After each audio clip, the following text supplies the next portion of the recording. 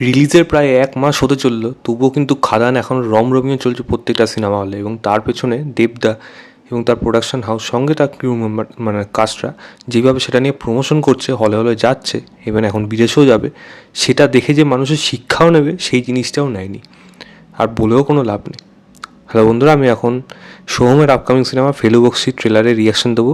আগামীকাল সিনেমাটা রিলিজ করছে এবং আগের দিন ট্রেলারটাকে এনেছে, সেটা আবার কোনো প্রমোশন ছাড়া। মানে কেন এদের সিনেমা কীভাবে লোকে জানবে, কীভাবে বুঝবে যে এরকম সিনেমা আসছে এবং কীভাবে কামব্যাক করবে, এইসব নিয়ে তাদের কোনো চিন্তা নেই। প্রমোশন স্ট্র্যাটেজি কী হওয়া উচিত, চোখের সামনে একটা বড় প্রোডাকশন হাউস থেকে একদম সবথেকে বড় সুপারস্টারের সিনেমা সে কীভাবে করছে, তো হলো ঠিক আছে, আমি অত করতে পারবো না, কিন্তু আমার সিনেমা আসছে সেটা ব্যাপারে লোকে জানাতে হবে। সেই জিনিসটা যদি না জানায় তখন কীভাবে হবে।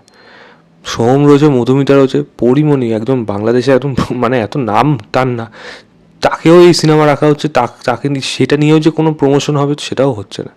তো আলটিমেটলি সিনেমাটা চলবে কী করে? এক তো বড় কথা, প্রথম দিকে তো হল লিস্ট ছিলই না, এখন তো তাও হল লিস্ট এসছে, অনেকগুলো এসছে, এবং সেইগুলো এমন এমন টাইমে এমন এমন প্রাইস। কালকে সিনেমা ডে তো সম্ভবত রয়েছে এবং তার জন্য একটা 112 টাকা ছাড় দিচ্ছে। তার জন্য মাল্টিপ্লেক্সগুলোতে আপনারা এই ছবিটা ছাড় পাবেন পরের দিন। তখন দিয়ে কী হবে? তখন তো থাকবে না। সিঙ্গেল স্ক্রিন বলতে পেয়েছে, হ্যাঁ, নবীনাতে একটা পেয়েছে, এরকম ছোটো ছোটো, এবং খুব সম্ভবত স্টার থিয়েটারও বোধহয় পেয়েছে এই সিনেমাটা, 2টো শো বোধহয় পেয়েছে। তো এই মানে আপনি যদি লোককে না জানান তো সিঙ্গেল স্ক্রিন নিয়ে আপনার লাভটা কী হবে? লোক তো জানতেই পারবে না। এই ট্রেলারটাও ঠিক সেরকমই, টিজার যেরকম ছিল ঠিক ওরকমই ধাঁচের ট্রেলারটাও শুরু হচ্ছে, একই জিনিস দেখাচ্ছে এবং সেম জিনিসটাই পুরোপুরি একটু এক্সটেন্ডেড ভার্সনে এখানে দেখিয়েছিল। টিউটোরিয়ালের মধ্যে আলাদা করে কিছু পাবো সেই জিনিসটা কিন্তু নেই। সেই একটা মানুষ মারা যাচ্ছে আর জন্মদিনের পার্টির থেকে সেখান থেকে ইনভেস্টিগেট করতে যাচ্ছে এখানে সোহম, সঙ্গে তার সহকারী মধুমিতা কীভাবে কালপিটকে ধরবে এবং সে যে কালপিট তার কী উদ্দেশ্য থাকতে পারে, এটা হলো বাকি সিনেমার গল্প। আর মেন কথা হলো পরিমণিকে এত লুকিয়ে রাখা হচ্ছে কেন?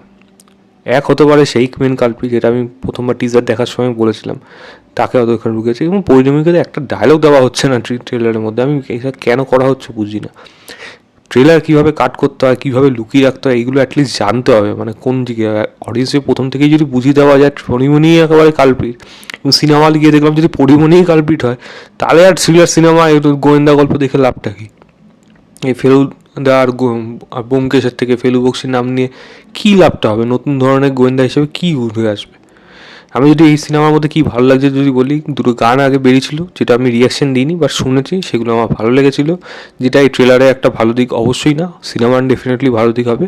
মধুমিতা সোহমকে অনস্ক্রিন দেখতে ভালো লাগছে, কেমিস্ট্রিটা আশা করি ভালো করেই জমে যাবে এবং ফ্যামিলি অডিয়েন্সে এই ধরনের জুটি কিন্তু ভালো লাগবে আমি আশা করলাম। কিন্তু বাকি ট্রেলার আমি খারাপ হয়েছে সেটা বলবো না, জাস্ট টিজারে একটা এক্সটেন্ডেড ভার্সন। বাস মেন প্রবলেম হলো প্রমোশনাল স্ট্র্যাটেজি, সেটা যদি ভালোভাবে ওয়ার্ক না করে, সেটা যদি এরকম মানে ছেড়ে দিলাম তো যা হবে হবে, ওই যা ইনকাম করবে, এইভাবে কোনো সিনেমার প্রমোশন হয় না। অ্যাটলিস্ট এই কালকের দিনটা টিকিট রেট কম বলে যদি কিছু লোক দেখবে, পরের দিন থেকে তো মুখ থুবড়ে পড়বে। যদি সিনেমা ভালো হয় সেটা তো চলতে চলতে অন্য সিনেমা চলে আসবে পরের সপ্তাহে, বিনোদিনী আসবে, তারপরে আপনার মানে সৃজিত মুখার্জির সিনেমা আসবে। তো এগুলো কী করে হবে? তো এক সপ্তাহের জন্য আপনি কতটাই বা টানতে পারবেন? যাক, সেই বলে আর লাভ নেই। পরের সপ্তাহ বিনোদিনী সত্যি কিছু নেই, এগুলো থাকবে, হিন্দি সিনেমা থাকবে অক্ষয় কুমারের, এমনি এই সিনেমা তখন সিনেমা হল থেকে সরিয়ে দেবে। এক সপ্তাহের জন্য সিনেমার হলে বুঝেই গেছে হয়তো এরা হতে পারে, হয়তো কন্টেন্টের মধ্যে দম নেই, তার জন্য হয়তো এরকম প্রমোশনাল স্ট্র্যাটেজি। তার থেকে আমার মনে হয় এইভাবে সিনেমা বানানো উচিত না। যদি বানাতে হয় তাহলে কম পয়সায় ওটিটিতে ছাড়ুক, এবং ওটিটি কিছু ডিল আছে, আগে সিনেমা হলে রিলিজ করতে হয়, তাহলে এই কাজগুলোকে ওয়েব সিরিজ হিসাবে আনতে পারে ওটিটির মধ্যে, যদি সেটাভাবে কোনোভাবে ওয়ার্ক করে। বাকি সিনেমা হলে এই সিনেমা ওয়ার্ক করবে এটা আমি অ্যাটলিস্ট আর এখন দেখে মনে হচ্ছে না, কারণ এইভাবে প্রমোশনাল স্ট্র্যাটেজি দিয়ে কোনো সিনেমা কখনোই দাঁড় করাতে পারে না। এবং সোহমের মতো নামকরা আর্টিস্টের কামব্যাক অ্যাটলিস্ট এই সিনেমাটা আমার মনে হয় না হবে। যতই এটা ওয়ার্ড অফ মাউথ যদি ভালো হয়, তবুও বলছি সহজ কিন্তু হবে না এই সিনেমাটা বক্স অফিসে চলার জন্য। আপনাদের কেমন লেগেছে ট্রেলারটা আমি লিঙ্কটা দিয়ে রাখবো ডেসক্রিপশনে, আপনারা গিয়ে চেক করে জানাবেন। আমি ট্রেলারটাই খারাপ বলবো না, বাট এই প্রমোশনাল স্ট্র্যাটেজিটা খুবই বাজে। এটাই জাস্ট বলছিল। এই ছিল আমার overall trailer reaction Felu Bakshi. ভিডিওটা ভালো লাগলে লাইক শেয়ার, চ্যানেলটাকে অবশ্যই সাবস্ক্রাইব করে দেবেন। বাই।